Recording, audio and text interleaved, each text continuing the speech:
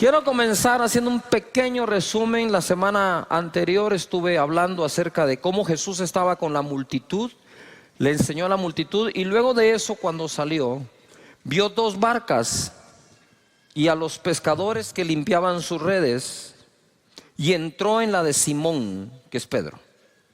Primero, podemos sentirnos a veces parte de una multitud, y para serles francos, sentirnos parte de una multitud a veces nos hace sentir solos. Pero debemos de comprender que la multitud siguió a Jesús.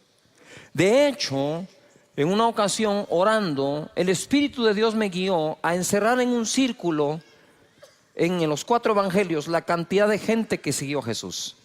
Dice: toda la ciudad se agolpó, el gentío, multitudes, no poca gente.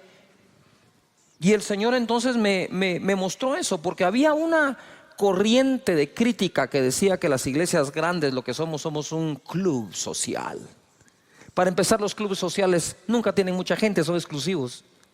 Y casi Dios no hace excepción de personas, ni limita su entrada a nadie, ¿verdad? Entonces es todo lo contrario. Y la palabra nos saca de la confusión que las voces de este mundo nos siembran, ¿verdad? Entonces luego empecé yo a subrayar, dije: wow, la Biblia dice todo lo contrario a lo que me está diciendo toda la gente, incluso algunos hermanoides. ¿Conoce algún hermanoide? Hay hermanoides. Entonces empecé a ver eso. Entonces, lo que quiero decir es que Jesús, a pesar de la multitud, se enfocó después de eso en 2 barcas. No en todas las barcas en ese momento, en 2. De las 2 se enfocó en una, la de Simón, y entró. Más adelante la pesca milagrosa, ahí tienen que llamar a la otra barca. Quiere decir que aunque inicialmente entró en una, terminó bendiciendo a todas. Levanta tus manos y di conmigo: yo sé que Dios se enfoca en mí. ¿En quién está enfocado Jesús? ¿En quién? ¿En quién? A las 3 decimos nuestro nombre, ¿les parece? Quiero que grites tu nombre. 1, 2, 3. ¿En quién se enfoca el Señor?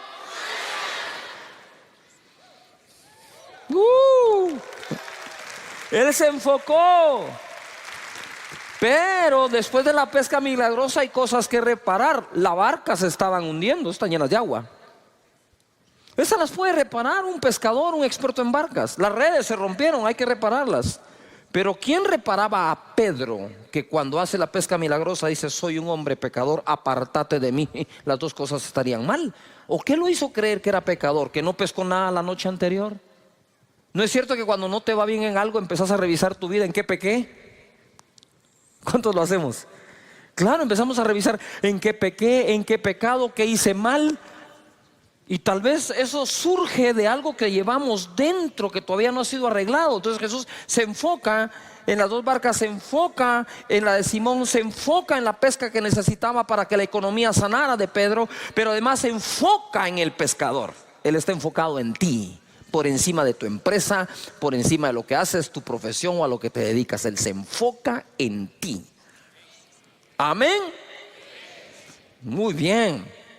Ahora quiero entrar a otra parte que tiene que ver con todo lo de las barcas. Les dije que las barcas normalmente se usaban o para transporte de un punto a otro, o se usaban para conseguir la provisión. La pesca era una de las fuentes de ingresos más importantes en Israel, en el mar de Galilea.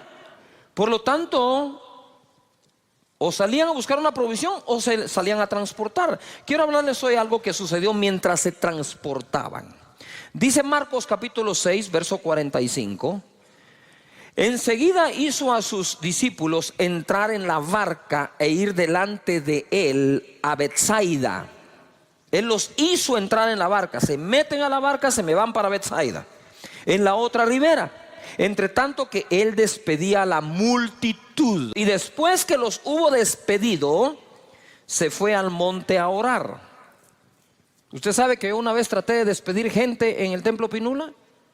La fila para despedirlos salía del templo, se daba la vuelta a todo el templo, pero nadie se quería despedir, todos querían oración. Yo digo: pues sí, pero ya oré, déjenme darle la mano, darle un abrazo. No, orar. Orar por el papá, por el tío, el hermano, el marido, el exmarido, el suegro, el ex suegro, la mascota, el perro, el gato, todo.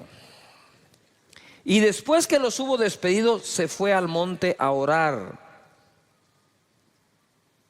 Ojo acá. Esto es muy importante. Esto es más importante de lo que crees. No es solo cuestión de ir y orar, sino es cuestión de ocupar tiempo para bajar las revoluciones, para salir del cansancio. Y nosotros a veces no tomamos tiempo para salir del cansancio. Y hoy les voy a mostrar lo que sucede cuando no hacemos uso de ese tiempo. Dice, y al venir la noche, la barca estaba en medio del mar y él solo en tierra. Los discípulos andaban en un lado, él en otro.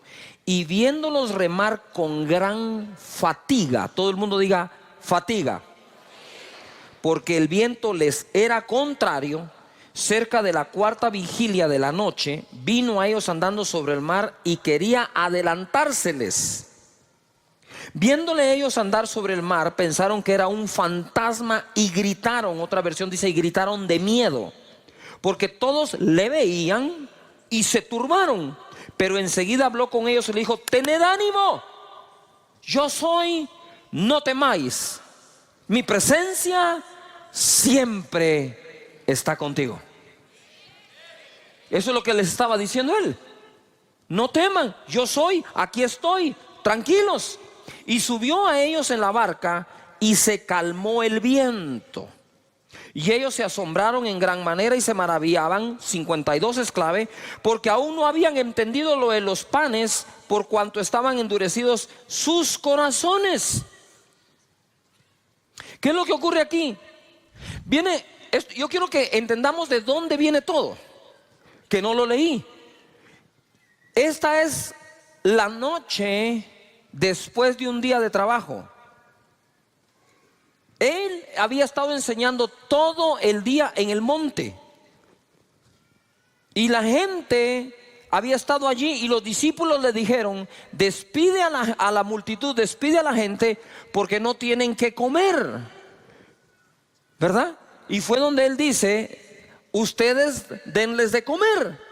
Ellos dijeron, no tenemos sino 200 denarios, ¿verdad? ¿Y qué es esto para una multitud? Otro dijo, pero que hay un niño con unos panes y unos peces. Digo, tráiganlo. Los bendijo, los repartió y se multiplicaron a todos. Dijo, hagan recostar a las personas por grupos. A ver, todo el mundo diga, grupos.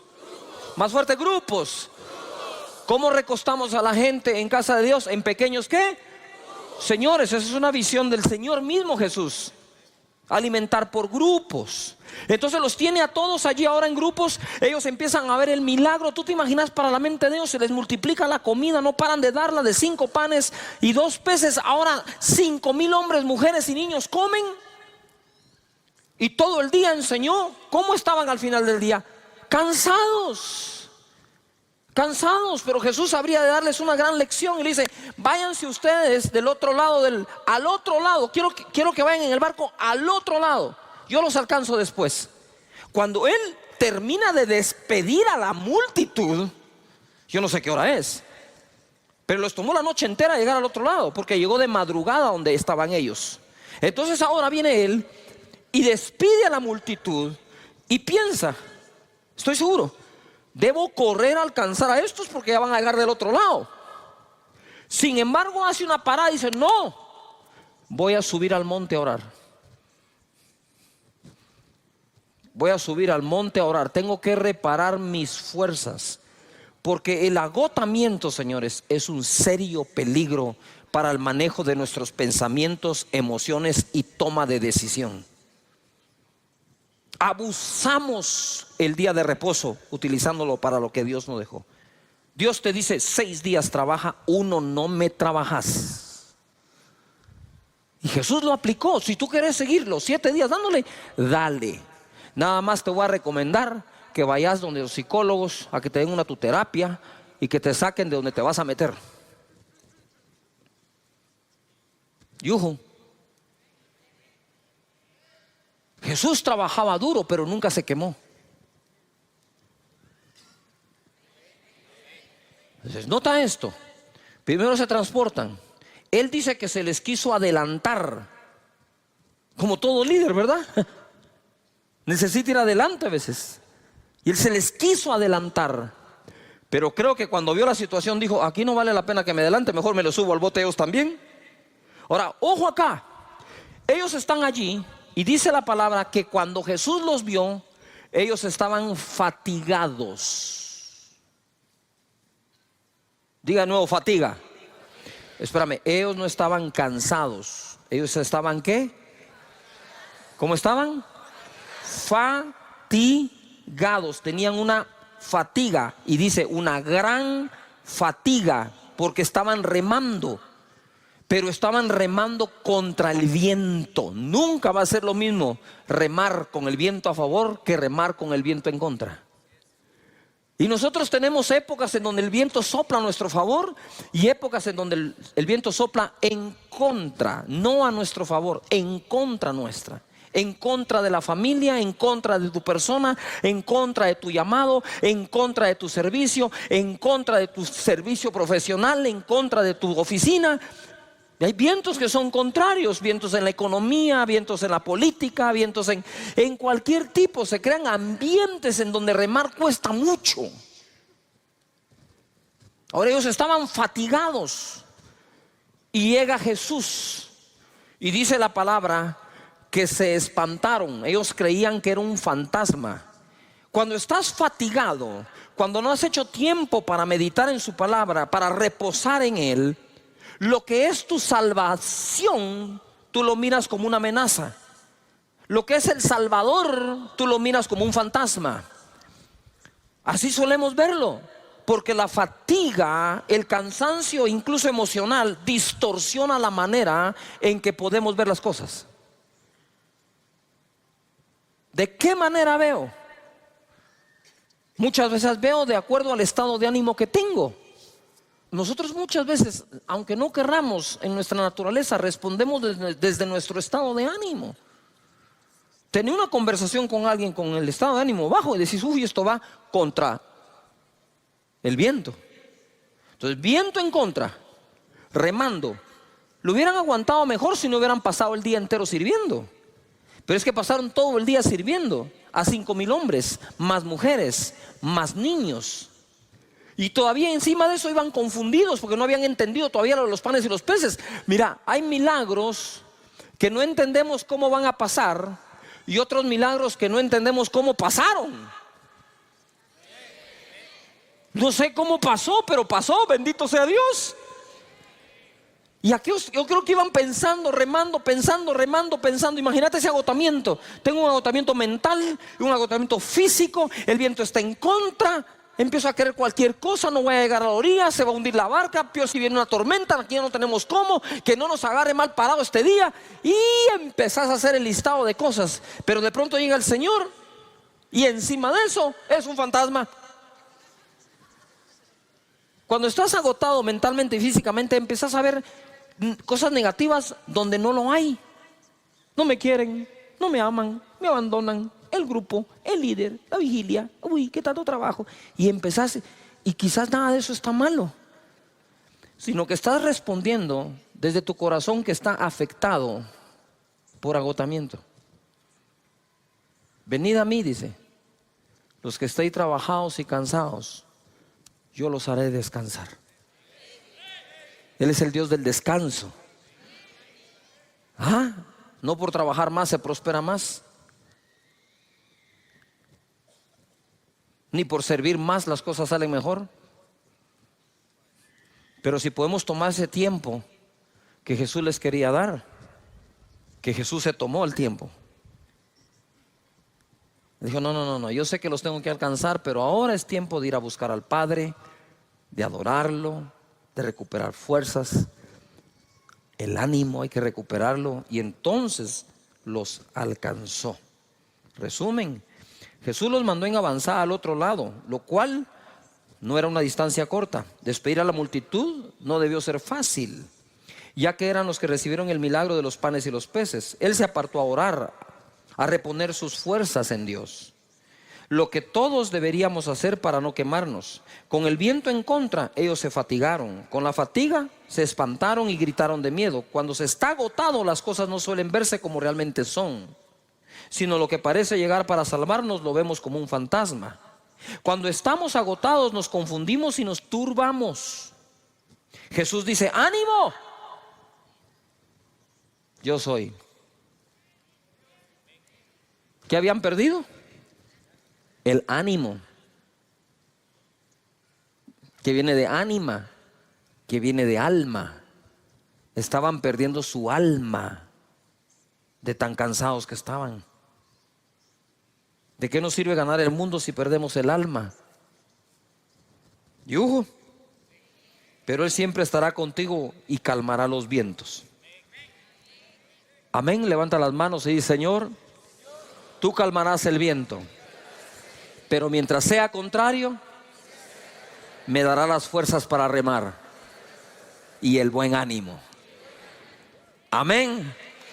A ver, grita conmigo: ánimo. Muy bien. Mateo 14, verso 26. Esto es lo mismo narrado por otro de los evangelistas. Y los discípulos, viéndole andar sobre el mar, se turbaron, se confundieron, diciendo: ¡un fantasma! Y dieron voces de miedo. Pero enseguida Jesús les habló diciendo: tened ánimo, yo soy, no temáis. Entonces le respondió Pedro y dijo: Señor, si eres tú, manda que yo vaya a ti sobre las aguas. Mira Pedro, agotado, cansado. Yo creo que dijo: estos compañeros míos no reman nada, no voy a ir a ningún lado, mejor me bajo y corro yo solo. ¿Se vale la propuesta o no? ¿Yujo? Claro que se vale la propuesta. Cabe. Y él le dijo: ven. Y descendiendo Pedro de la barca, andaba sobre las aguas para ir a Jesús. Pero al ver el fuerte viento, ¿qué tuvo? Ya tenían miedo.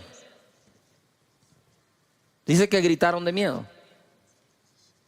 Ya casi se recupera y ahora vuelve al miedo. A veces el miedo se nos quita como por 2 minutos nomás. Pero al ver el fuerte viento tuvo miedo y comenzando a hundirse dio voces, porque cuando uno se está hundiendo, créame que grita, diciendo: Señor, sálvame. Al momento Jesús, extendiendo la mano, asió de él y le dijo: hombre de poca fe, ¿por qué dudaste? Y cuando ellos subieron a la barca, se calmó el viento. Entonces los que estaban en la barca vinieron y le adoraron, diciendo: verdaderamente eres hijo de Dios. ¿Ah? Pero no era fantasma, pues. Lo que tú hoy ves como un fantasma, lo que te asusta, es lo mismo que después vas a ver tú, que era el Señor que estaba ahí contigo. No te va a dejar. Ahora nota algo, les hablé del enfoque de la multitud. 2 barcas, de las 2 barcas la de Simón. Pesca milagrosa, reparar la barca, reparar las redes, reparar a Simón. Y Dios te va a reparar. Estoy en modo de reparación, di conmigo, estoy en modo de reparación. Y no es que hayas pecado, simplemente hay que reparar cosas dentro. Y Dios te va a reparar, te va a reconstruir por dentro. ¿Me estoy explicando? Y entonces ojo acá, porque viene acá Pedro y él se enfoca, Jesús se enfoca. Pero ahora Pedro también se había enfocado. ¿Qué hizo Pedro? Pedro viene y se enfocó en Jesús. Es un fantasma. Tengan ánimo, yo soy. Y Pedro le responde: si eres tú, tú dijiste que eres tú, tú dijiste eso, ahora si eres tú, manda que yo vaya sobre las aguas. Ven, le dijo, y le dio una prueba de que era él. O sea, ya estaba comprobado, si es él, hay que cobrar nuevo ánimo, no temer, no temas. Entonces él se baja, empieza a caminar por la fe, ¿verdad? Y cuando empieza a desenfocarse, empieza a ver el fuerte viento, tiene miedo y entonces se hunde. Ustedes saben que en casi todos los deportes se habla de la anticipación visual. Anticipación visual es cuando tú anticipas visualmente lo que viene o lo que habrá de venir. Y son diferentes cosas. Por ejemplo, ¿verdad? Cuando un futbolista corre, él debe levantar la cabeza para ver a dónde va el centro. Solo levanta la cabeza. Es impresionante cómo tu cuerpo, tu cerebro, agarra distancia, fuerza, altura, velocidad, efecto. Y una vez lo mira, ¡pah!, patean la bola a la cabeza del que vio. Eso es en distancia corta, mediana o aún larga. ¿Ha visto esos que patean la bola de un extremo a otro de la cancha y al pecho del otro futbolista? ¿Y cómo así? Porque la anticipación visual prepara todo tu cuerpo para actuar. En el tenis no le puedes quitar la vista a la pelota. Aun cuando pegas aquí, viendo, cuidado, el golf, pegas y tienes que dejar la cabeza ahí porque tenías que tener tu mirada ahí. En el esquí siempre esquías 3, 4 curvas adelante. Normalmente en el esquí no esquías el presente, esquías el futuro. No puedes poner la vista acá. ¿Has visto tú a los equilibristas? Van en el equilibrio, no van viendo la cuerda. Si voltean a ver la cuerda, se caen. Tú no tenés que poner tu mirada donde pones los pies. Tú tenés que llevar los pies a donde pusiste tu mirada.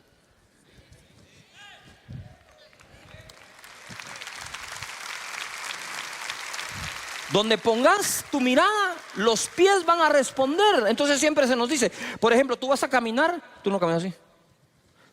Tú mirás y caminás. Pedro vio a Jesús y caminó. Pedro vio la tormenta y se hundió. Las dos cosas las tenés presentes. ¿Tenés una tormenta o un viento fuerte? Contrario, sí lo tenés. Y tenés a Jesús. Pero sí te digo algo, no puedes ver las dos. Porque el efecto, ¿sí?, de ver una es uno y de ver la otra es otro. Si miras a Jesús, seguirás caminando. Si miras la tormenta, podrías hundirte. No sé si me estoy explicando acá. ¿Sí me explico? Igual. En el esquí, lo peor que puedes hacer es voltear a ver los esquís. Si bajas tu mirada al esquí, que te recojan en un árbol. ¿Por qué? Porque si tú vas viendo acá, tú no miras a dónde vas. Y cuando sentís, tenés la roca, tenés el árbol, tenés otra persona. Y cuando querés reaccionar, ¿sí?, no reacciona bien tu cuerpo y es de donde vienen todas las lesiones. O la mayoría. Hoy vamos a aprender esto. Jesús está enfocado en ti. Levanta las manos y conmigo. Dios está enfocado en mí. Pero no basta el enfoque de uno. Necesitamos el enfoque del otro. Si Jesús se enfoca en ti, tú te enfocas en Él. En otras palabras, crucen miradas. Cruzan miradas. Pitcher y catcher cruzan señales. El pitcher no va a disparar lo que el catcher no le insinuó que debe hacer. Y de la misma manera, nosotros podemos caminar en medio de cualquier viento, por fuerte y contrario que sea, siempre y cuando nuestra mirada esté en lo que se debe ver. La tormenta va a estar ahí, de reojo, mírala nada más, pero míralo a Él. Y mira esto para terminar, lo importante de tu enfoque. Segunda de Reyes 2:9. Elías está a punto de ser arrebatado. Su discípulo es Eliseo. Y le dice aquí Eliseo a Elías: dame una doble porción de tu espíritu. Porque hay cosas, y pongan atención líderes, que no podés alcanzar con tus talentos naturales, sino lo podrás alcanzar con una porción igual o el doble de aquel que fue tu mentor. Y Elías era el mentor de Eliseo. Y Eliseo le dijo: solo tengo un punto de comparación para pedir algo. Por favor, dame el doble de lo que tú tienes. Y mira lo que le contesta Eliseo a Elías, Eliseo: pide lo que quieras que haga por ti antes que yo sea quitado de ti. Y dijo Eliseo: te ruego que una doble porción de tu espíritu sea sobre mí. Te ruego. Y Elías le va a decir: esto no lo conseguís rogando, esto lo conseguís poniendo atención. Mira lo que le dice. Él le dijo: cosa difícil has pedido. Si me vieres cuando fuere quitado de ti, será hecho así, mas si no, no. Si me vieres cuando fuera apartado de ti, pues es re fácil. Mírame, porque está fácil. Pero entonces, ¿por qué dijo que es cosa difícil? Por lo que ocurre después, dice: y aconteció que yendo ellos y hablando, he aquí un carro de fuego, con caballos de fuego, apartó a los dos, se puso en medio, y Elías subió al cielo en un torbellino. Viéndolo Eliseo,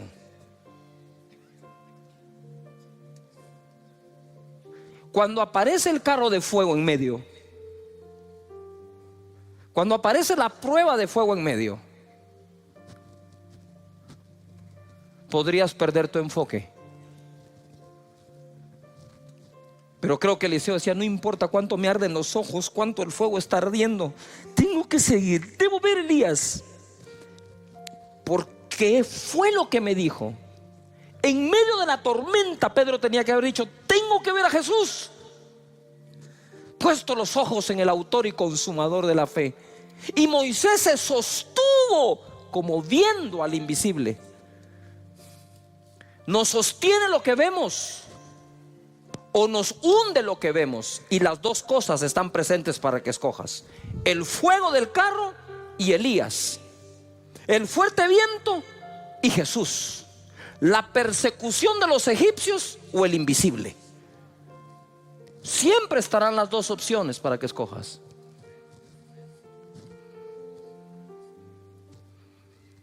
Y dice: y viéndolo Eliseo.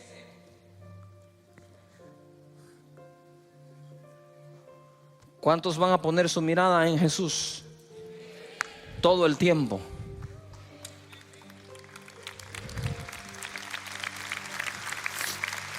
Date cuenta de algo. ¿Por qué ver a Elías? ¿Por qué ver a Elías si fue el miedoso que se fue a esconder en una cueva ante la amenaza de una mujer?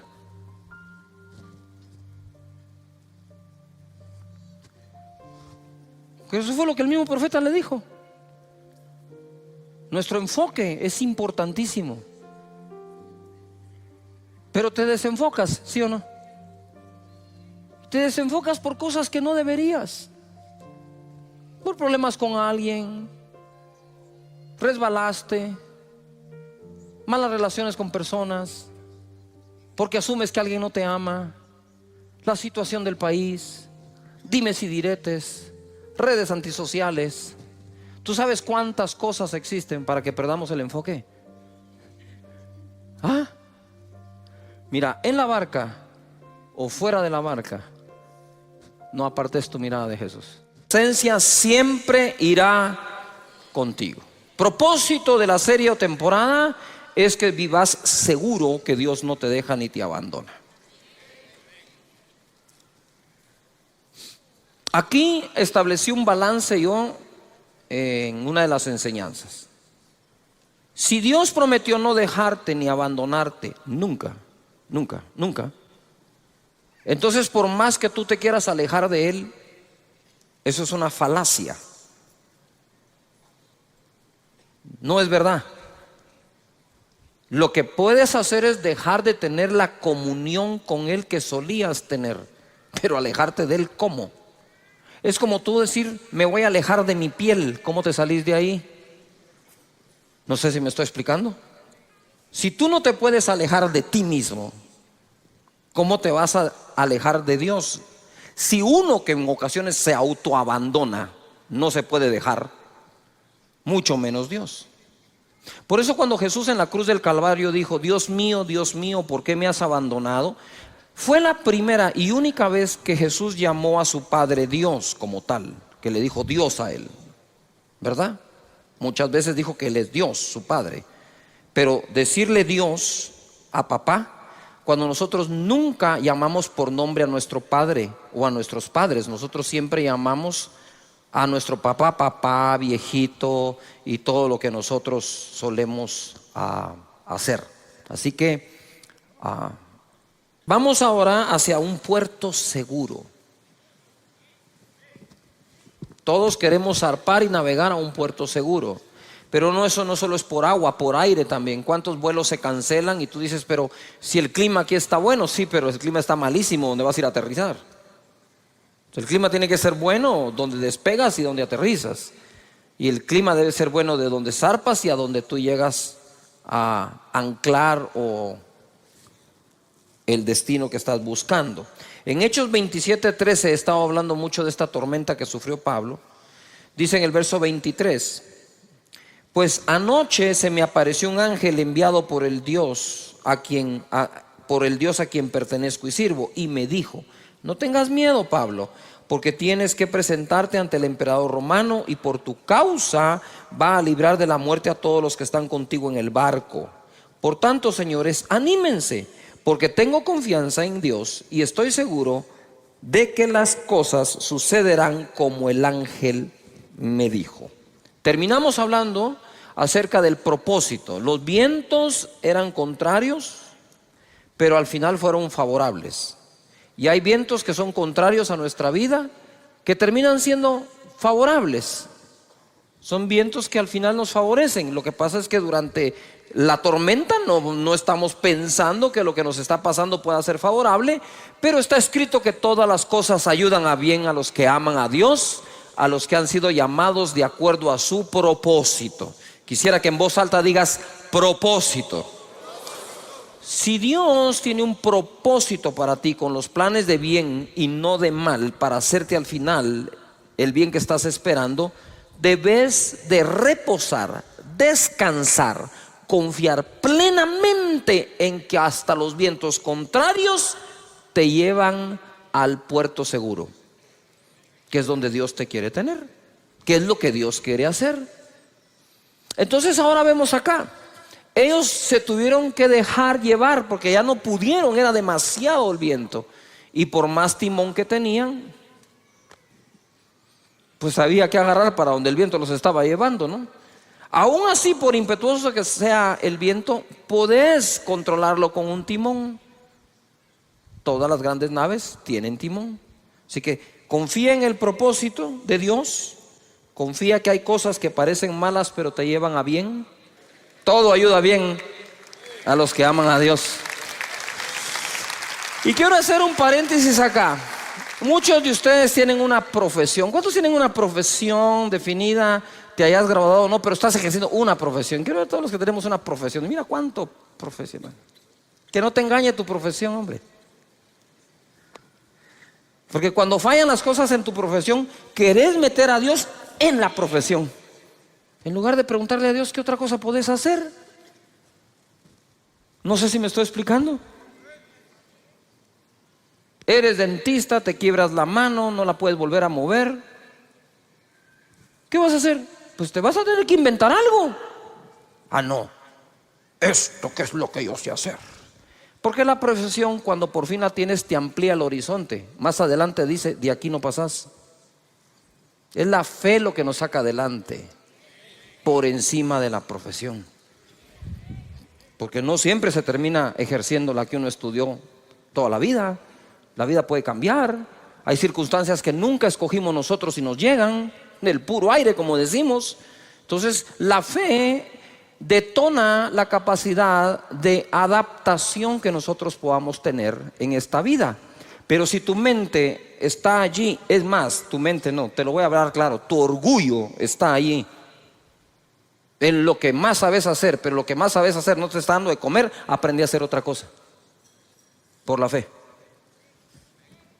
Y ojo, al rato te va mejor, ¿verdad? Muy bien. Santiago capítulo 3 verso 2 nos va a hablar del timón de la nave. ¿Cuál es el timón de la nave? Santiago 3:2 dice: porque todos ofendemos muchas veces. A ver, ¿cuántos de ustedes alguna vez han sido ofendidos por alguien? Quiero ver la mano. Todos los que han sido ofendidos. ¿Cuántos de ustedes han ofendido a alguien? Quiero ver todos los que hemos ofendido a alguien. Deje la mano ahí levantada. Si usted ofendió sin querer, la mayoría de las veces, levánteme la otra mano. ¿Por qué no piensa así cuando lo ofenden? ¿Ya se dio cuenta que todos aceptamos que la mayoría de las veces ofendimos sin querer? Pero cuando nos ofenden no es sin querer, ¿va? Lo planeó. Tengo que encontrar la libreta donde lo he escrito. Y empezás con esa tu teoría de conspiración. El timón de la nave dice: todos ofendemos muchas veces. Si todos ofendemos muchas veces, la inteligencia emocional bien desarrollada es vital. Aprender a perdonar y dejar eso en el pasado. Si alguno no ofende en palabra, este es varón perfecto, capaz también de refrenar todo el cuerpo. Quiere decir que si puedo llegar a refrenar mi boca, puedo refrenar todo. He aquí nosotros ponemos freno en la boca de los caballos para que nos obedezcan y dirijamos así todo el cuerpo. Mirad también las naves, aunque tan grandes y llevadas de impetuosos vientos, son gobernadas con un muy pequeño timón por donde el que las gobierna quiere. Yo quisiera que me pongan algunas fotografías de ejemplos de timón. Muy bien, ustedes pueden ver ahí es un avión gigante. Pero ustedes saben ahora, la vez pasada me entraron a una cabina para que viera. Ustedes pueden ver ahora el timón. Sí, es un pequeño stick. Cuando yo entré y vi eso dije: ¿y con eso vas a manejar este chunche? Sí, me dijo. Y la verdad, ni con esto, me dijo. Apacha un botón y esto despega, vuela y aterriza solo. Y entonces, ¿para qué te pagan a vos? Le dije: pues por si no funciona. Pero uno entra a un avión de ese tamaño y mira, dice uno: ¿qué pasó con el timón? Este es el timón ahora. ¿Cómo puede llevar usted el control de un avión que puede llegar casi a la velocidad del sonido con ese pequeño timoncito? Pues así es. Es como la palanca, puede ser pequeña, puede mover el mundo. Siguiente ejemplo. Mira un carro de Fórmula 1, 320 kilómetros por hora. 320 kilómetros por hora. Si cuando uno acelera en esos carros potentes a más de 100 de un solo, siente que el estómago lo dejó tirado, en esto a saber qué se debe sentir, pues. Usted sabe que los niños, acá tenemos miembro de la congregación, un joven de 12 años en go-kart va a 130 kilómetros por hora. 130. Este va a 320, 340. Y miren el timón. Y en ese timón lleva el control de todo. Pero deje ese gran carro con potencia. Lo más seguro es que usted tenga un auto que ya le sube volumen al radio, que verdad que ya le apacha unos botoncitos, ya lleva más controles. O sea, como que el control no lo dejan en el timón, el gobierno de la nave. Aquí hay otro ejemplo, ¿verdad? Caballo. Ahí está, el freno. Así que no siempre funciona esa onda del freno, ¿verdad? Pero no podemos negar que con eso se guía a un caballo. Y aún toda bestia animal puede ser domesticada por el hombre. Dice la palabra acá que es gobernada por un pequeño timón por donde el que las gobierna quiere. Levanta las manos y di conmigo: yo puedo llegar a gobernar mi vida por donde yo quiero.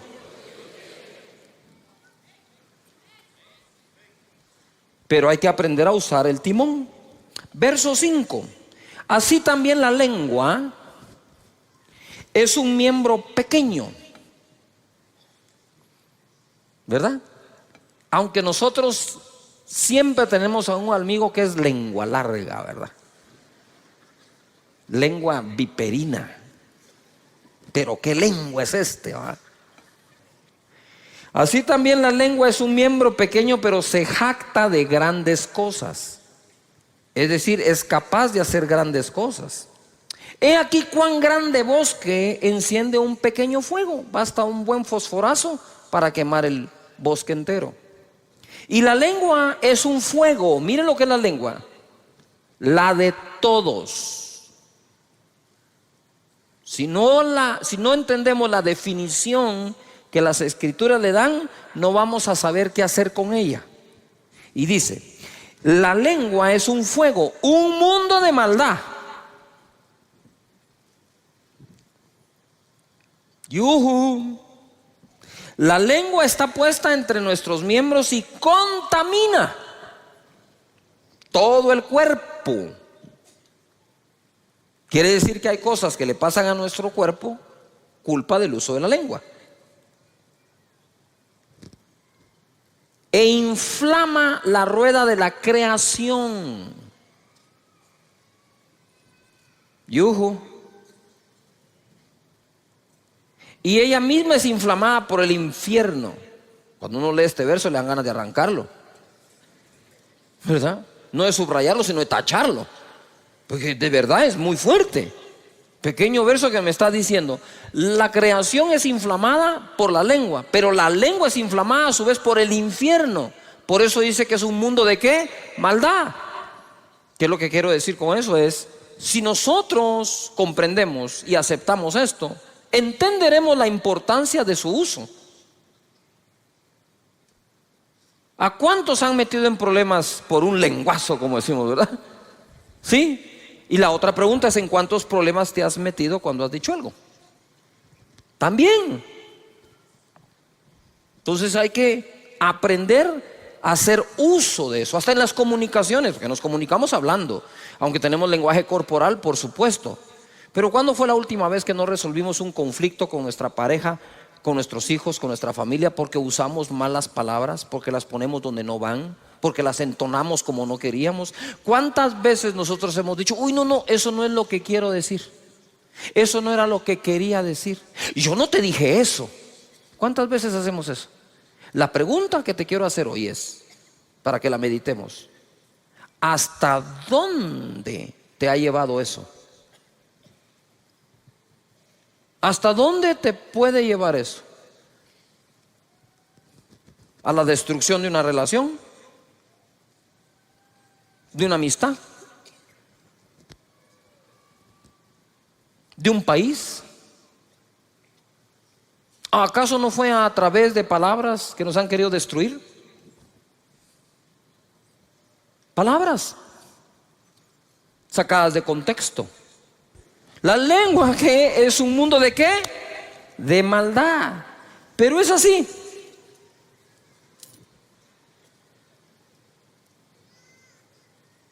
Un timón de este tamaño puede conducir una nave. Si me puedes poner la fotografía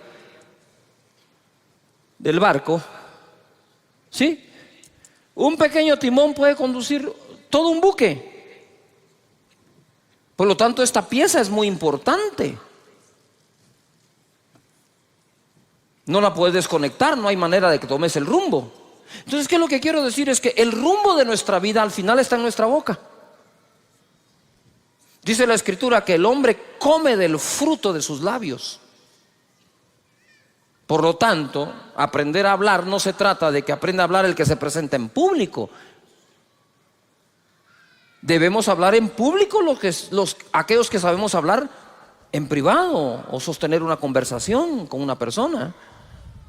De tal manera que nosotros le hemos restado importancia a una conversación, y dice la Biblia, las malas conversaciones corrompen las buenas costumbres. Entonces quiere decir que ese bendito timón tenemos que aprender a usarlo. Ojo acá, así como puede ser inflamado por el infierno, así como esa lengua puede inflamar la rueda de la creación, como un pequeño fósforo puede incendiar un bosque, también lo mismo lo puede apagar. También lo mismo puede ser usado para bien o para bienestar. Por algo Jesús es la palabra de Dios encarnada.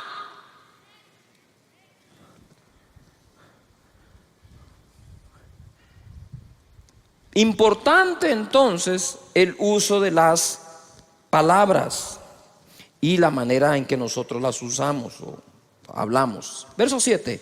Porque toda naturaleza de bestias y de aves y de serpientes y de seres del mar se doma y ha sido domada por la naturaleza humana. A mí me impresiona que esto fue escrito hace 2000 años y ya hablaba de domar a los seres del mar, a las bestias del campo y a las serpientes. O sea, eso que nosotros vemos en unos acuarios con delfines amaestrados, eso ya existía. Tal vez no lo ponían en un lugar, pero que dice que se doman hasta los seres del mar. Pero ningún hombre puede domar la lengua, que es un mal que no puede ser refrenado, llena de veneno mortal. ¿Llena de qué? Veneno mortal. Algunos venenos actúan inmediatamente, ¿no? Pero hay otros que quedan ahí y van intoxicándolo a uno hasta que lo destruyen. Piensa, posiblemente algunas de las cosas que llevas dentro, heridas, traumas, tuvieron que ver con una conversación, más que con un hecho. Porque dejó escrito aquí el apóstol Santiago que tiene veneno mortal. Ahora quiero establecer un balance acá. Dice, todas las bestias, animales, seres, aves, peces, es domado. Pero ningún hombre puede domar la lengua. Pero date cuenta que cuando en el contexto está hablando de domar un ser ajeno a uno. Yo no puedo domar tu lengua. Pero sabemos que sí podemos dominar la propia. Porque entonces perderíamos esperanza y de nada sirve que Santiago escriba esto. O sea, si no tenemos esperanza con nuestra propia lengua, entonces ¿para qué leer esto? ¿Qué sentido tiene? Solo nos está dando la información que estamos amolados y seguiremos igual. Lo que está diciendo acá es, tú puedes domar un delfín, tú puedes domar una ballena, tú puedes domar un águila, tú puedes domar una serpiente, tú no puedes domar una lengua. ¿Cuál lengua? La del otro. Tú no tienes control sobre las palabras que el otro va a decir, pero tú puedes tener dominio sobre las palabras que tú vas a usar. Jesús lo demostró. Amén. Luego dice acá, con ella, por eso está aquí, con ella bendecimos al Dios y Padre. Con ella maldecimos a los hombres, ojo, que están hechos a la semejanza de Dios. Entonces yo me ponía a meditar, si yo puedo respetar a Dios, ¿por qué no puedo respetar a lo que más se asemeja a Él? Si respeto al Creador, debo respetar a la criatura. Si respeto al Creador, debo respetar la creación. Si la mejor forma de llegar a ser ecológico es respetar al Creador de la ecología. ¿Me estoy explicando acá? Porque si respeto al Creador, voy a respetar su creación.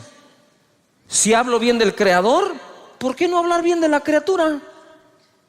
Si no hay persona a la que no se le encuentre alguna virtud y se pueda hablar bien de él.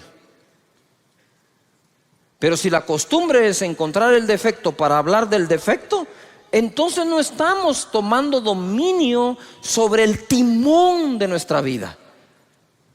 Siempre que has hablado mal de una persona, o cuando hablamos mal de alguien y aún no nos consta, ni a nosotros nos queda buen sabor. Pero cuando hablas bien de alguien, ¿cómo te sentís? Te sentís bien, Te sentiste incluso que le hiciste un bien a una persona, que el que te oyó se fue con un agrado. Qué feo es sentarse con una persona que siempre está hablando mal de algo o mal de alguien. Uno no quiere estar sentado ahí en un momento y dice, ay, qué feo está esta onda, ¿verdad? Es como que te sirvan comida agria.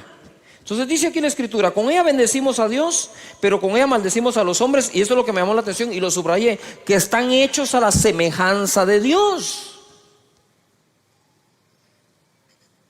Entonces, si yo hablo bien de Dios y bendigo a Dios, debería otorgarle una bendición semejante al que está hecho o creado de forma semejante. No sé si me estoy explicando. Voy a tratar de hacerlo de nuevo.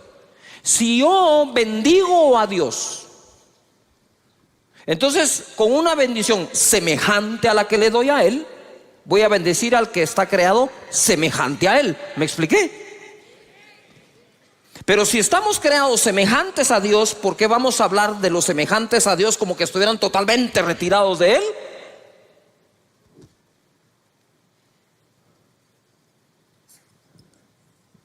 Ok, lo voy a poner de otra forma.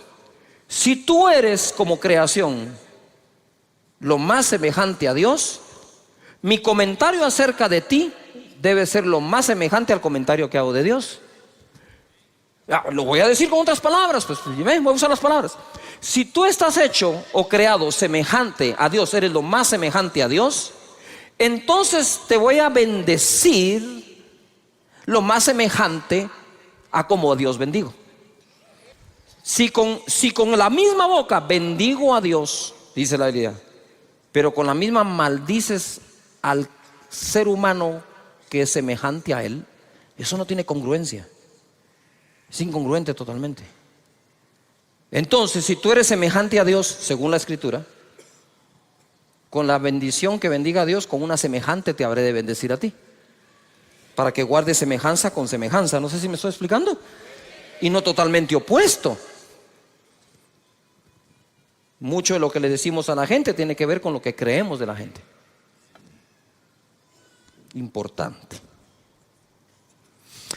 Dice acá, de una misma boca proceden bendición y maldición. Hermanos míos, esto no debe ser así. Lo cual entonces, esta frase vendría a contradecir lo que hace un momento dije del domar la lengua. Si dice, de una misma boca sale bendición o maldición, no debe ser así, entonces está hablando al dominio de la propia boca. Y cuando dice que no se puede domar la lengua, está hablando de la lengua del otro. No sé si me estoy explicando. Porque si él dice esto no debe ser así, lo que está diciendo es que de nuestra boca debería salir ¿qué? Bendición. Aunque les voy a poner un caso hoy un poco contradictorio acá, para que sepan el poder que tiene la boca. Amén. Ahora, este contexto que no puede salir bendición y maldición, el contexto donde quedó escrito es no poder bendecir a Dios y maldecir a los hombres. ¡Yujú! ¿Sí? ¿Estamos de acuerdo? Y dice acá, ¿acaso alguna fuente hecha por una misma abertura agua dulce y amarga? Hermanos míos, ¿puede acaso la higuera producir aceitunas o la vid higos? Así también ninguna fuente puede dar agua salada y dulce. Sin embargo, vemos que la dan. La nave tenía su propio timón. Ya contra el viento y el mar violento, los navegantes no pudieron dirigirla, sino quedar a la deriva. Apareció otro timón.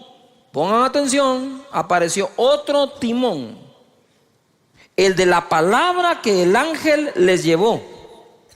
Y Pablo dijo, atracaremos en una isla y nadie perecerá. El timón que llevaba el capitán, llegó un momento que no importaba para dónde giraba, el viento era muy fuerte. Pensaban que iban a morir, pero apareció el verdadero timón de ese momento de la nave, que iba a ser la palabra que salió de la boca de Dios. ¿Me estoy explicando? Deja que la palabra de Dios, sus principios, sus valores y sus promesas te dirijan a un buen puerto y a un puerto seguro. De esa manera, nosotros podemos ver que apareció otro timón. Mateo 12, 33, 37. Para nosotros poder tener un mejor timón, lo debemos de saber conectar. Verso 33. Dice: o haced el árbol bueno y su fruto bueno, o haced el árbol malo y su fruto malo, porque por el fruto se conocerá el árbol. Esta palabra árbol malo en el original significa lo siguiente, pongan atención: corrupto de raíz. No es un árbol de mango que le salieron algunos malos mangos. Es un árbol de mango que todo le salió malo. Entonces el problema ya no fue un mango, el problema es el árbol completo. Entonces cuando habla aquí del árbol malo, no habla de un árbol que pueda tener defectos como tú y yo, habla de un árbol que es malo de raíz. Corrupto de raíz, podrido, malo, de pobre.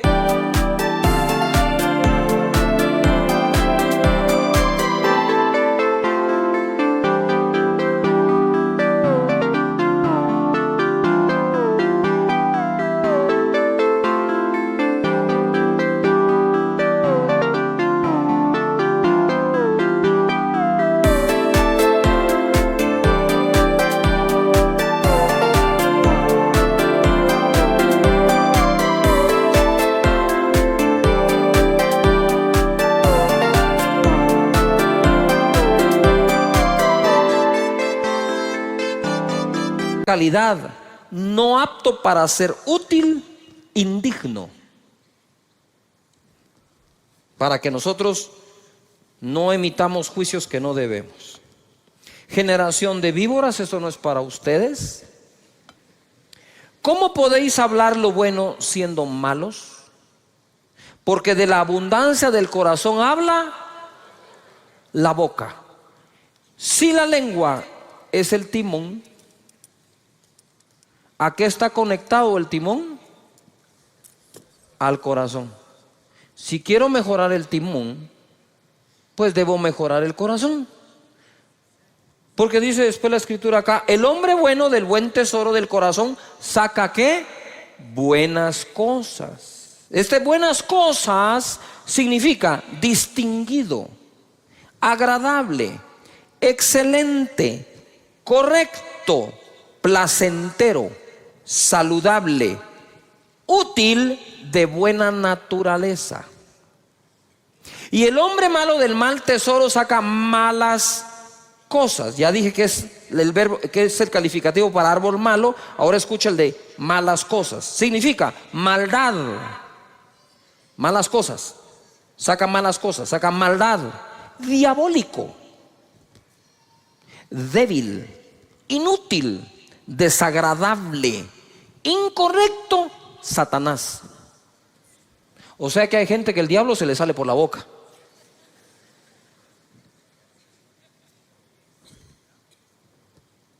Mas yo os digo que de toda palabra ociosa que hablen los hombres, de ella darán cuenta en el día del juicio. Ociosa significa inútil, pereza, infructuoso, no productivo. Verso 37: porque por tus palabras serás justificado y por tus palabras serás ¿qué? Condenado.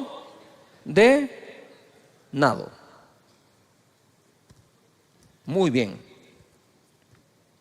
Reparando el timón, voy rapidito ahora, Mateo 12, 33, 37, el mismo pasaje pero en la palabra de Dios para todos. Verso 33: decidan si el árbol es bueno y el fruto es bueno, o si el árbol malo y el fruto es malo. El árbol se conoce por sus frutos. A ver, todos digan fuerte: decidir. ¿Qué tenemos que tomar hoy? ¿Una qué? ¿Una qué? ¿Una qué? Ahora te quiero preguntar algo. ¿Tienes cosas buenas en tu corazón? ¿Cuántos decimos que tenemos cosas buenas en el corazón? Entonces es fácil. Es fácil. Di conmigo: yo voy a hablar de las cosas buenas que tengo en el corazón. Las malas no las dejé salir. No.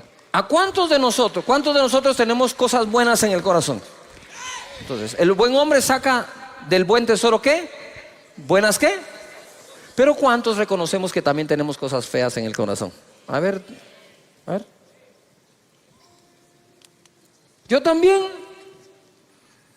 No hay uno de nosotros que no tenga algo feo dentro del corazón. Lo que hay que hacer es no sacarlo, pues. Yuhu.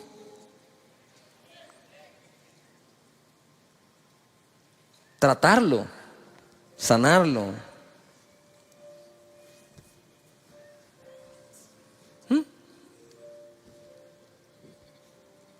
Por eso cuando me escribes te digo, no te hagas bolas. Ya estás otra vez hablando para hacerte bolas.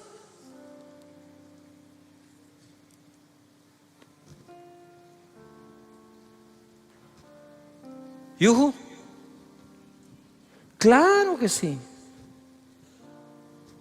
La vez pasé yo jugando con unos amigos, hice un mal tiro y los amigos me decían, decilo, me decían. Saca esa palabrota, no hombre, ni siquiera la estoy pensando. Pero si le agarra a pensar, lo que hay que hacer es procurar no sacarla. Todavía están acá. Porque todos tenemos cosas buenas y cosas malas dentro.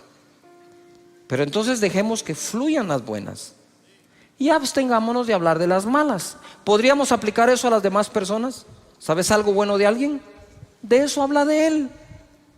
Si otro va a hacer el trabajo sucio, déjalo que sea otro, pero no tu boca. Amén. Porque debemos de bendecir a Dios. ¿Y bendecir a qué? A los hombres. Y sigo, ¿estamos de acuerdo? 34. Partida de víboras, dice acá. ¿Cómo pueden ustedes hablar lo bueno siendo tan malos? Lo que uno dice muestra lo que uno es en su corazón. ¿Yuhu? Lo que uno dice muestra lo que uno es. El que es bueno lo es en su interior y habla de lo que tiene allí. De igual manera el malo lo es en su interior y habla de lo que tiene allí. Pero yo les digo que en el día del juicio la gente tendrá que dar explicación por cada una de las palabras inútiles que dijo. Las palabras que dijiste servirán para juzgarte, ellas te aprobarán o te condenarán. Efesios capítulo 4 verso 29 en la versión lenguaje actual dice: no digan malas palabras. Y dice, mira, al contrario, digan siempre cosas buenas que ayuden a los demás a crecer espiritualmente, pues eso es muy necesario. No hagan que se ponga triste el Espíritu Santo de Dios. Si algo pone triste al Espíritu es el uso de las palabras. Y por último voy a ir a esto, un controversial ejemplo. Por el amor de Dios, no se me vayan. ¿Sí? Todavía déjenme terminar esto porque quiero cerrar la serie con broche de oro. En Marcos capítulo 11 verso 21, bájame un poquito. Dice, entonces Pedro acercándose le dijo: maestro, mira la higuera que... ¿La higuera que qué? La higuera que qué se ha secado. ¿Tú creerías que Jesús maldijo? Pues a la higuera sí. Jesús el día anterior le dijo: nunca jamás alguien vuelva a comer de tu fruto. Y se secó. Quiero que tomen en cuenta esto, porque esto es muy poderoso. Respondiendo Jesús le dijo: tened fe en Dios, porque de cierto os digo que cualquiera que dijere a este monte: quítate y échate en el mar, y no dudar en su corazón, sino creyere, será hecho lo que dice. Y lo que diga, dice, le será ¿qué? Por tanto os digo que todo lo que pidiereis orando, creed que lo recibiréis y os vendrá. Y Pedro dijo: el que quiere amar la vida, el que quiere amar la vida y ver días buenos, refrene su lengua de mal y sus labios no hablen engaño. Entonces, ¿en dónde está nuestro futuro? En nuestra boca. ¿Por qué creen que siempre confesamos con una confesión que en la boca hay un milagro? Eso no es un dicho así nomás, que bonito para empezar un discurso. Eso tiene sentido. Y ahí todos los domingos, te lo repito, voy a hablar palabras de bien y no de mal, de salud, no de enfermedad, de riqueza, no de pobreza, de bendición, no de maldición, porque en mi boca está el control.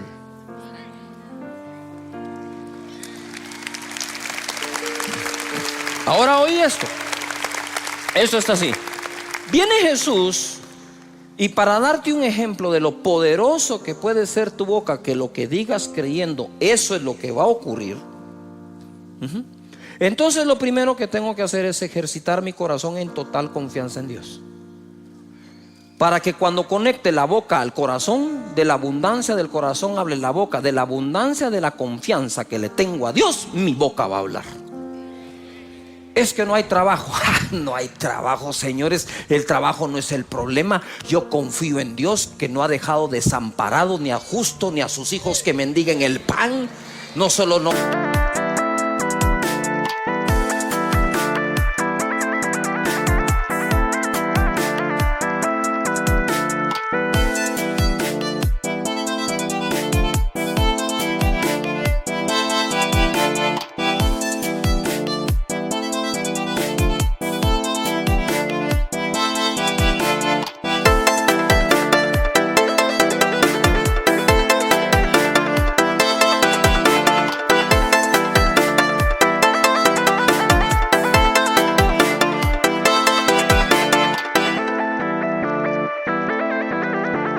Si no hay trabajo, va a haber abundancia de pan en la casa de mi padre. Eso es lo que hay.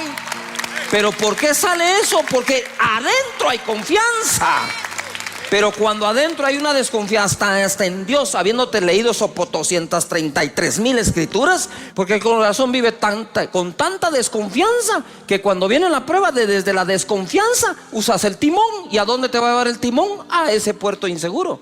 Pero cuando tenés total confianza en Dios y sus promesas, y como dijo mi hijo hace unos cuantos domingos, dijo: Dios tiene planes de bien y no de mal. Pero por encima de confiar que el plan es bueno, hay que confiar que el planificador es mejor. Por eso Pablo decía: todas las cosas ayudan a bien a los que aman a Dios, a los que han sido llamados de acuerdo a su propósito. Él pudo decir eso no porque un ángel se lo dijo. Él pudo decir eso porque, habiendo tenido vientos contrarios, llegó al puerto donde debía ir. Llegó a una isla donde incluso una serpiente lo mordió. Y no hay serpiente que te vaya a detener del cumplimiento de tu propósito en esta vida. Ahora voy, ¿verdad? Mejorar el corazón. ¿Cómo puedo mejorar el corazón? Lo que llevo adentro, meditando.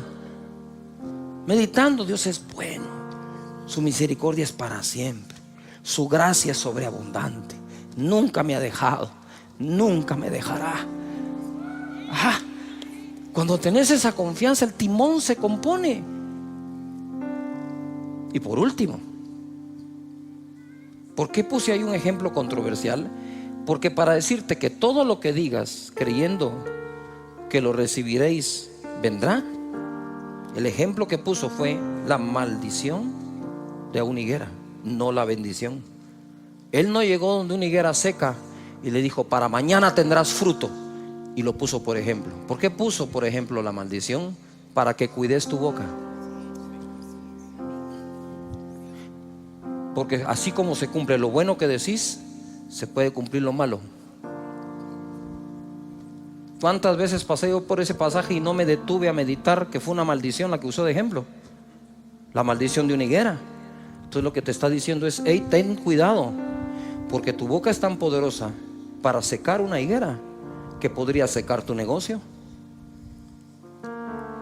que podría secar tu familia, que podría secar tu grupo, que podría secar tu nación por andar hablando lo que no tenés que hablar. Mejor hacer fructificar tu familia, fructificar tu nación, fructificar tu negocio. Porque al fin y al cabo la Biblia dice que el hombre come del fruto de sus labios. Cuando tú entres a tu trabajo, a tu comercio, vas a tener que hablar palabras conmigo: Señor, hazme sabio para elegir sabios. Amén.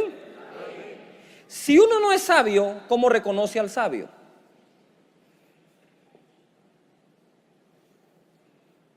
Yujú.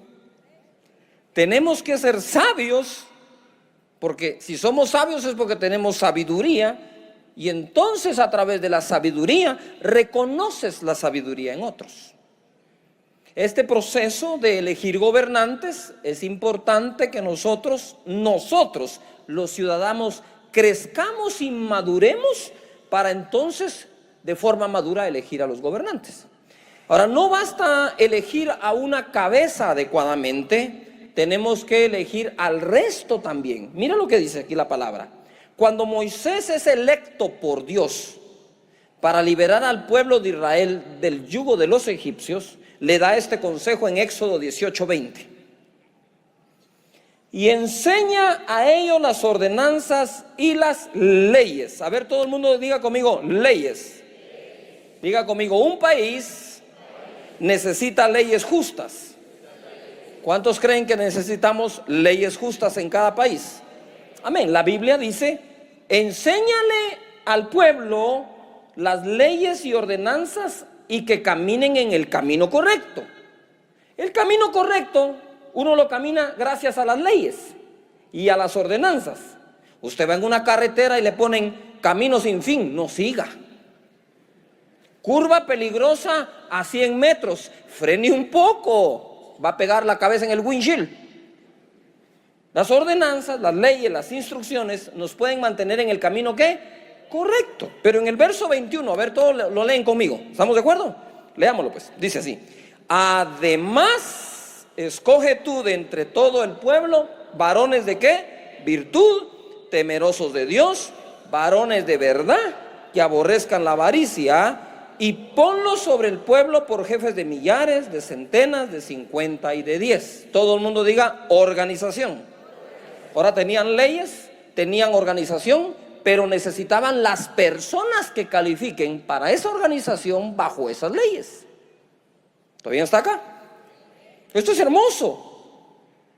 Les dice, además de enseñarle las leyes, debes escoger personas.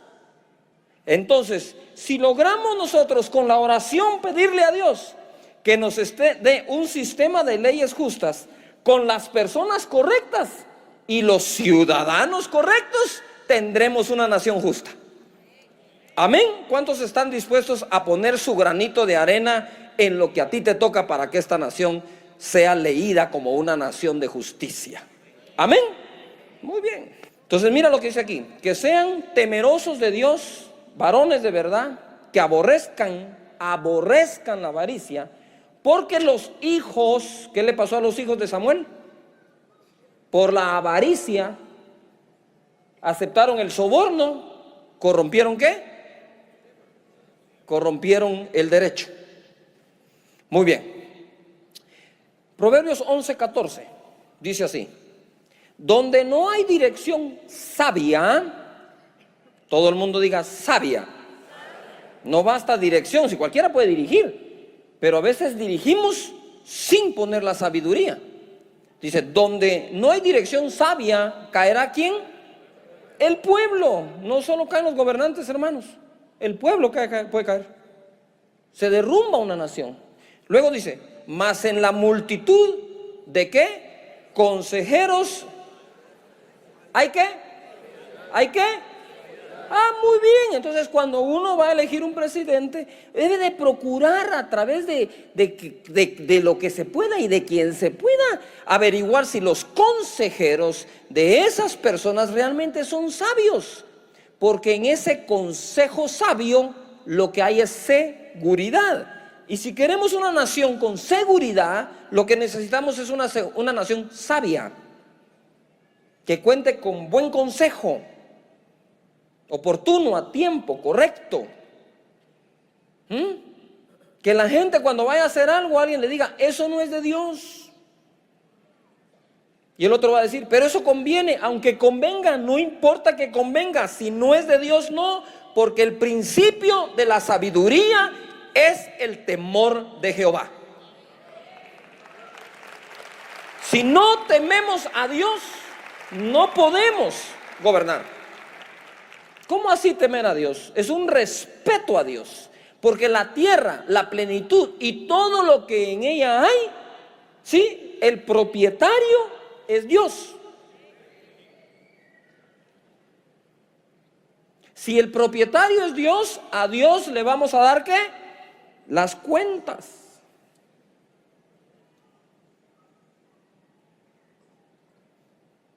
¿Todavía están aquí?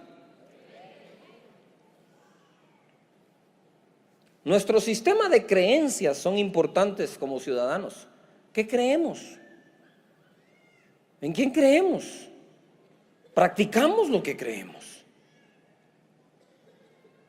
En una familia no se necesita, para que sea buena familia, un buen papá con una mala mamá.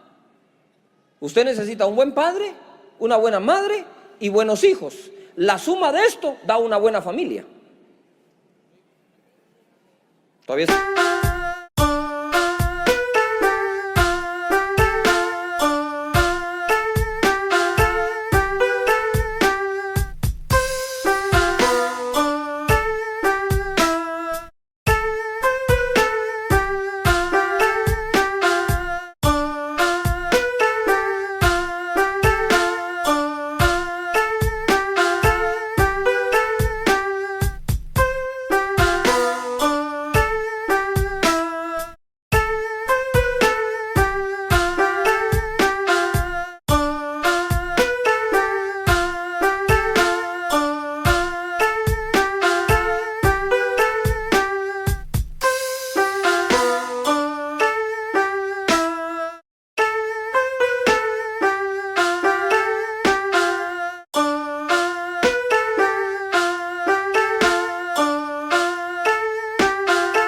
acá. Pero no basta que uno sea el bueno, no, tienen que ser todos los que hagan lo correcto. Entonces, ¿cuál es la vida espiritual de una familia? Es la sumatoria de la vida espiritual de cada individuo de dicha familia. ¿Cuál es la vida que Guatemala va a tener? La sumatoria de la calidad de vida que todos podamos desarrollar. Ciudadanos y gobernantes, los dos juntos, construyendo una mejor nación, un mejor país. En Primera de Reyes, capítulo 3, verso 7, se pone esto más que hermoso. Me gusta esto. Primera de Reyes 3:7 dice: ahora pues, Jehová Dios, tú me has puesto a mí, tu siervo, por rey en lugar de David, mi padre. Ojo, ojo con lo que dice Salomón. Salomón no dice, como soy el hijo, a mí me toca pues. No, dijo, Jehová me puso, porque aún siendo el hijo, Jehová podría no ponerme. ¿O no le pasó eso al hijo de Saúl? Al que le tocaba gobernar después de Saúl fue a Jonatán. Pero Dios no puso a Jonatán, fue a poner a David. Entonces Salomón no se jacta de ser hijo de David, sino dice, fue Jehová el que me puso a mí. Y cuando Dios se le aparece en el sueño, le dice Dios, pídeme lo que quieras. Pongan atención a esto. Él es hijo de David. Él sabe todo lo que Dios le dio a David. Él sabe cuántas victorias tuvo David. Pero entonces viene Salomón y al aparecerse Dios, le dice así: y yo soy joven y no sé cómo entrar ni salir. Seré muy hijo de David, pero no sé nada. Reconoce lo que no sabe para adquirir lo que necesita saber. No hay peor cosa que la prepotencia en algún gobernante o candidato ofreciendo que todo lo va a resolver, porque él y todos nosotros sabemos que no es posible. Y yo soy joven y no sé cómo entrar y salir. Era un joven sin experiencia, pero con el temor de Jehová. Porque si no hubiera tenido el temor de Dios, ni siquiera le dice, soy joven y no sé hacerlo. Respetó a Dios en ese momento. Y en el verso 8 dice: y tu siervo está en medio de tu pueblo al cual tú escogiste, un pueblo grande que no se puede contar ni numerar por su multitud. Da pues a tu siervo corazón entendido para juzgar a tu pueblo y para discernir entre lo bueno y lo malo, porque ¿quién podrá gobernar este pueblo tan grande? Digan conmigo fuerte: enfoque. Salomón estaba enfocado a lo que Dios lo había llamado. Me pusiste para gobernar y, siendo sincero, Señor, no sé cómo hacerlo. Por lo tanto, dame un corazón entendido para que mi juicio sea sabio y pueda gobernar a un pueblo tan grande, numeroso. Ni siquiera tengo el censo, no sé cuántos son, Señor. Por favor, dame sabiduría.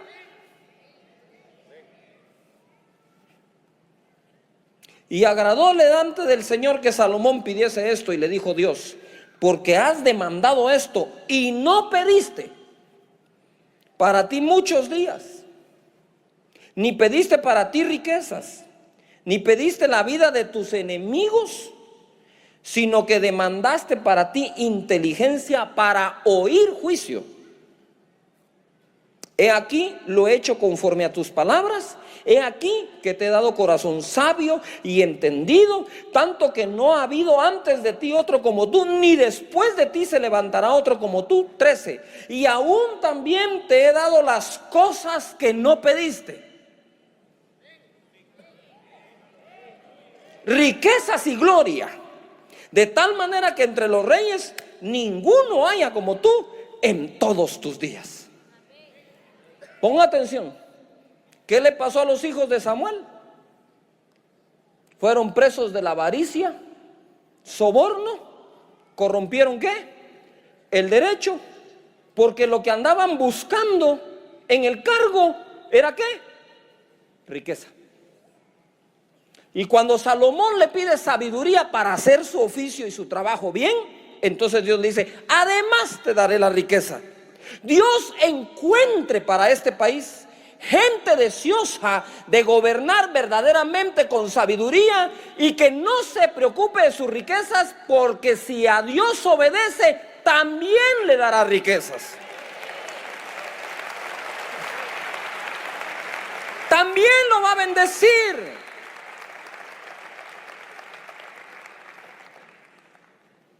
Dios bendice al que obedece. Dios bendice al que es correcto y trabaja bien. El mismo David decía: yo pastoreé al pueblo de Israel con la integridad de mi corazón y la pericia de mis manos. No solo era correcto de adentro en corazón, sino era capaz de hacerlo. Tenía habilidad para hacerlo. El Señor quiere levantar este país y los países de la gente que nos ve. Verso 14. Ahora se pone algo que yo estoy seguro que no habían visto. Está muy ahí escondidito, pero es hermoso de verdad. Dice: y si anduvieres en mis caminos guardando mis estatutos y mis mandamientos como anduvo David tu padre, yo alargaré tus días. Cuando Salomón despertó, vio que era sueño, y vino a Jerusalén, ojo, y se presentó delante del arca del pacto de Jehová, y sacrificó holocaustos y ofreció sacrificios de paz, e hizo también banquetes a sus siervos. Eso fue lo que hizo Salomón. Vino delante de Jehová y presentó su sacrificio y sus ofrendas a Dios, al Dios de Israel, al Dios de su país, Jehová. Es de conocimiento de muchos, de que muchos gobernantes del mundo, no solo este país, no han consultado a Dios, no han bendecido su nombre, no han honrado a su nombre. Antes bien han consultado a brujos. Y han dejado que brujería entre a esas esferas. No se trata solamente de gente correcta, sino gente con el Dios correcto, que amen a Dios sobre todas las cosas. Levanta las manos y di conmigo: en esta nación se va a adorar al Señor. Amén. Así es, hay que adorar al Señor. Con esto, jamás te quiero decir que es por evangélicos que hay que votar. Porque hay evangélicos que hay que ver cómo cantan, pero no tienen temor de Jehová en sus corazones. Hay gente que no canta mucho, pero realmente tiene temor adentro del Señor y quiere hacer las cosas bien hechas. Que cuando le proponen decisiones y cosas, dice, no, momento, no. Vos, pero si esta está buena, sí, pero es incorrecta. Eso no le agrada a Dios. Vamos a hacer las cosas que a Dios le agradan. En otras palabras, el temor de Dios es no se pase de inteligente, pues.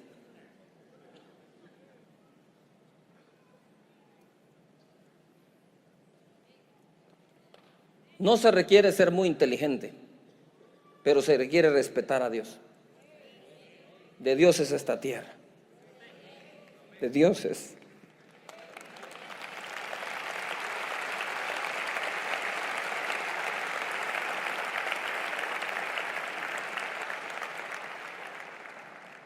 Mira lo que dice Primera de Reyes 3:16, el siguiente versículo. Y ahora agárrese la silla porque esto se pone fenomenal. Y dice aquí: en aquel tiempo vinieron al rey dos mujeres rameras y se presentaron delante de él para que juzgara un caso. ¿Cuál era el caso? Pero pongan atención, el caso era este. Llegan las dos rameras y una le cuenta la historia. Mira, le dice, yo tuve un bebé, a los pocos días mi compañera tuvo su bebé, y pasado un tiempo una de ellas se durmió sobre su bebé y murió.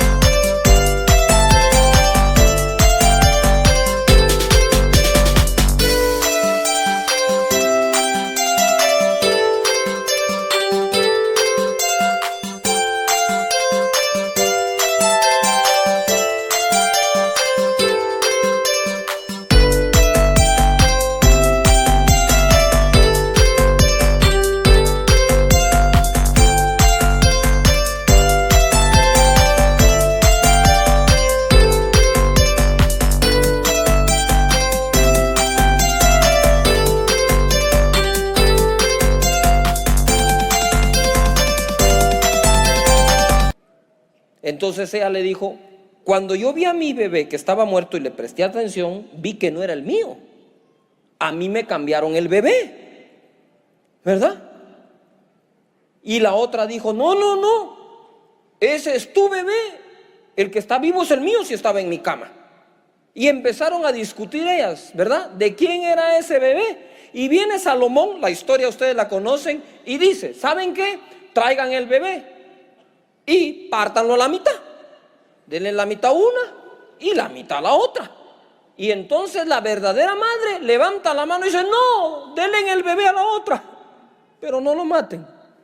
Y Salomón dice, ella es la verdadera madre, désenlo. El primer caso que va a juzgar como gobernante Salomón es el de una ramera. ¿Quién le haría hoy justicia a una prostituta?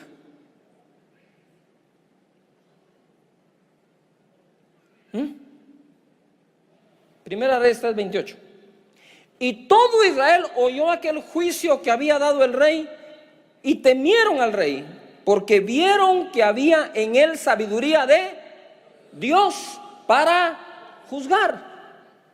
Diga conmigo fuerte, sabiduría de Dios.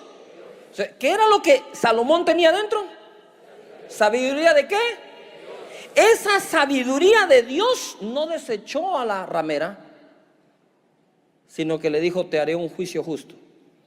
Ven. Y juzgó Salomón. Que esa sabiduría que Dios le dé a Salomón le sea concedida a todos aquellos que estén en cargos públicos de gobierno, que se lo estén pidiendo con corazón sincero al Señor, y tendremos una mejor nación.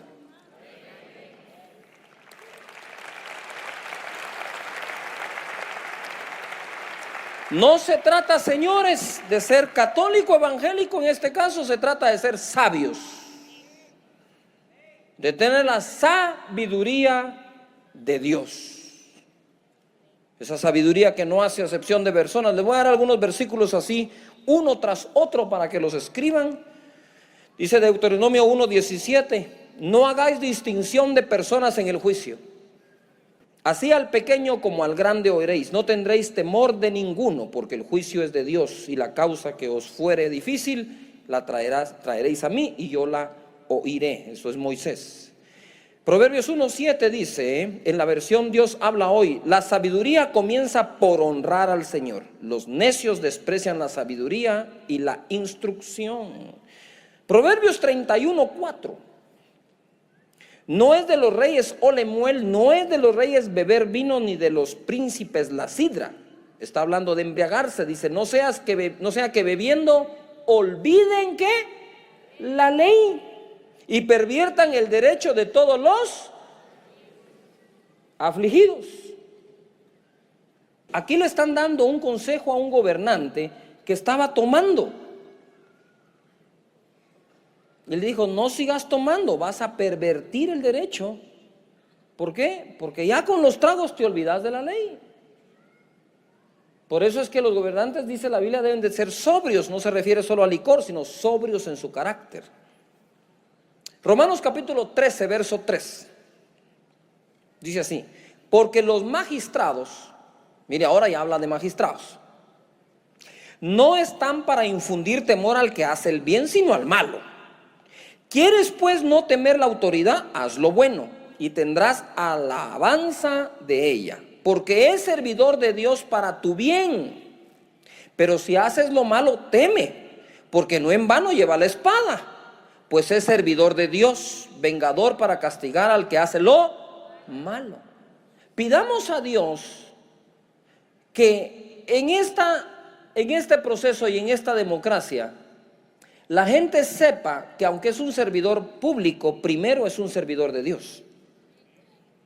Porque las naciones son de Dios. Que sepan que es a Dios a quien sirven para entregar a Él un mejor país, una mejor nación y mejores personas. De hecho, los gobernantes son los que nos deberían dar los mejores consejos para vivir. Como era en este tiempo. Dice aquí, verso 5, por lo cual es necesario estarles sujetos, no solamente por razón del castigo, sino también por causa de la conciencia. Pues por esto pagáis también los tributos o impuestos, porque son los servidores de Dios que atienden continuamente a esto mismo. Pagad a todos lo que debéis, al que tributo, tributo, al que impuesto, impuesto, al que respeto, respeto, al que honra, honra. No debáis a nadie nada, sino el amaros los unos a los otros, porque el que ama al prójimo ha cumplido la ley. Entonces, toda ley debe ser escrita para que se cumpla, ¿qué? Mandamiento de Dios: amar al prójimo. Las leyes deben de buscar que los ciudadanos practiquemos el amor de los unos para con los otros que Dios nos da. Dice la palabra aquí en Proverbios 14:34: la justicia engrandece a la nación, mas el pecado es afrenta de las naciones. Se lo leo en la versión Dios habla hoy. Leámoslo todos juntos, por favor.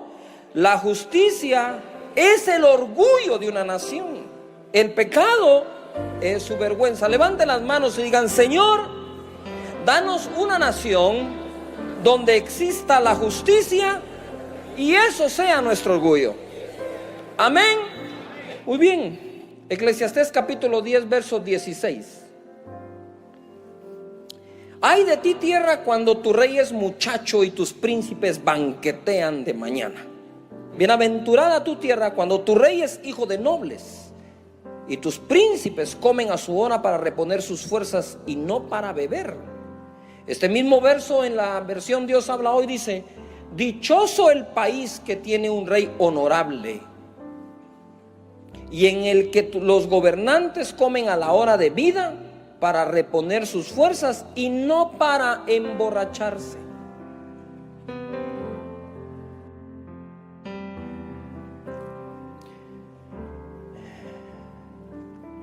Ahí mismo en Romanos 13, verso 9, dice: porque no adulterarás, no matarás, no hurtarás, no dirás falso testimonio, no codiciarás, y cualquier otro mandamiento en esta sentencia se resume: amarás a tu prójimo como a ti mismo. Quiere decir que la base de una correcta sociedad es el amor. El amor trae el respeto. Si nosotros somos portadores de ese amor, démoslo,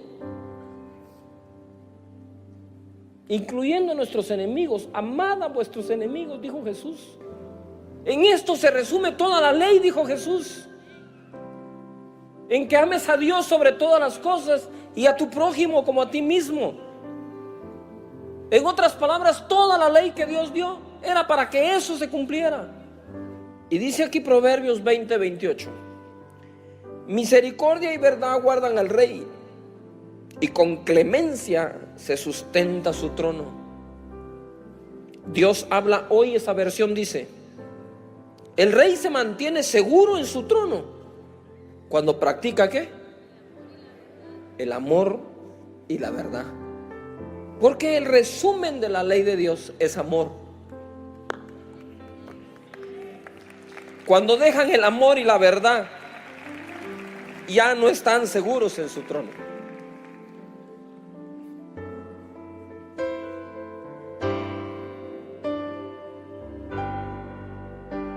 ¿Qué tenemos que practicar?